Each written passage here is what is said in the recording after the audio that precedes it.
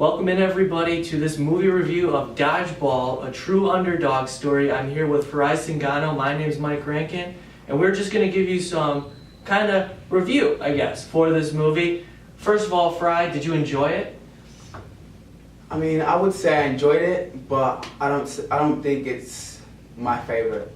Okay, well, we're going to get through the plot first, and in the title, it's called Dodgeball, a true underdog story, and it is really about the good guy versus bad guy. You have the underdog in Average Joe's gym facing off against Globo Gym. Globo Gym, this powerful, really company that has everybody going to their gym, while in Average Joe's, it's kind of undervalued, I guess. It's very kind of cheap quality equipment, and you have sort of interesting characters that litter that gym as opposed to all the fit and, you know, exciting kind of talented people over at Globo Gym. You have Ben Stiller as White Goodman, who is the antagonist in this movie, but he does a great job in that role. Then you have Vince Vaughn. Vince Vaughn is the kind of lazy Average Joe's owner who is portrayed as the protagonist, and really what the whole goal of the movie is the Average Joe's gym has to raise $50,000 to save its company. So they enter this dodgeball tournament, and there's a lot of laughs and it's a lot of fun along the way. There's some bumps, there's some bruises, there's even some death scenes in there.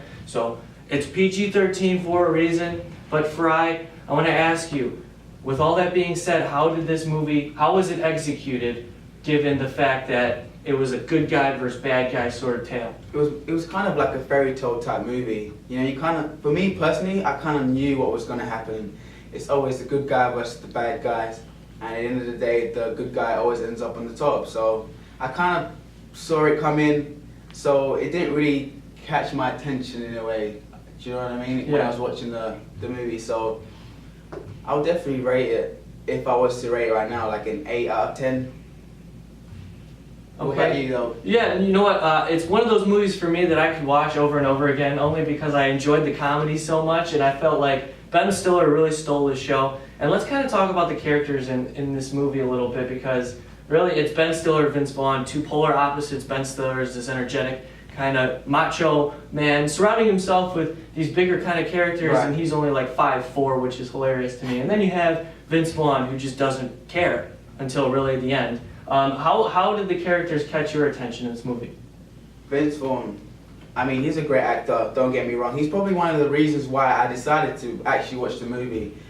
Just throughout the movie, he pretty much stole the show for me, and that was the reason why I thought, yeah, you know what, let me just go to the movies, give it a go. And it actually came out in 2004, and till this day, if I was going to watch a movie, I might put it on just for pure comedy reasons, but you know, it won't be my number one choice. Sure, and this is a true comedy movie, and that's all it really is. It doesn't take itself too seriously, and I mean, it's a lot of fun in my opinion. There's a lot of action, there's not a lot of downtime. Yep. There's plenty of competition throughout the movie, so it keeps my attention. So let's get to our final ratings. Overall, out of 10, you said an 8? 8 out of 10, yep, and that's me being very generous also, so I'll give it 8 out of 10. Okay, I'm gonna have to agree with you. I'd go 8 out of 10, and there's not a lot of comedy movies that I could probably put on over and over again. But right. You talked about Vince Vaughn and how he was really good in this movie. I gotta give it to Ben Stiller. I think he totally stole the show.